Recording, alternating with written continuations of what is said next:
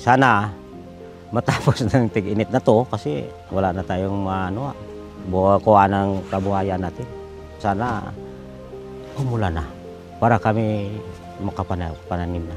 Dahil sa matagal na init na to, nahirapan na kami. Hindi na kami makatinda ng gulay. Yung mga pananim namin, hindi namin mabinta kasi namamatay na sa init.